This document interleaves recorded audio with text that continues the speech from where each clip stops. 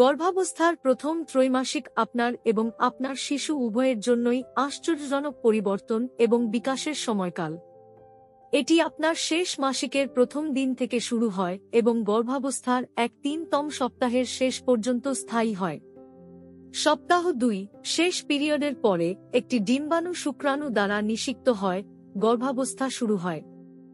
সপ্তাহ 3 নিষিক্ত ডিম এখন একটি ব্লাস্টোসিস্ট দ্রুত গর্ভের ভিতরে বৃদ্ধি পায়। সপ্তাহ 4 ভ্রূণ কোষের 2টি স্তর থাকে এবং প্লাসেন্টা গঠন শুরু করে। সপ্তাহ 5 ভ্রূণ দ্রুত বৃদ্ধি পায়, যার ফলে স্তন ব্যথার মতো প্রাথমিক লক্ষণ দেখা দেয়। সপ্তাহ 6 শিশুর হৃদস্পন্দন শুরু হয়। সকালের অসুস্থতা সাধারণ। সপ্তাহ 7 শিশুর মুখ আকার নেই।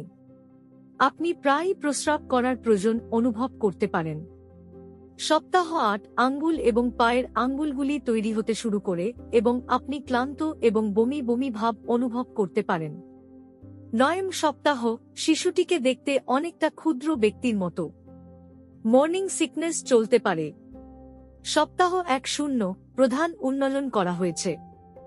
শিশুর চোখের পাতা আছে এবং আপনার নতুন জামা কাপড়ের প্রয়োজন হতে পারে।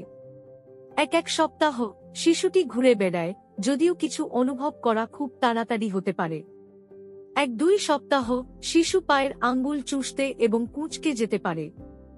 আপনার অম্বল হতে পারে। সপ্তাহ 1-3 প্রথম ত্রৈমাসিক একটি শিশুর আঙ্গুলের ছাপ এবং 3 ইঞ্চি লম্বা হওয়ার সাথে শেষ হয়।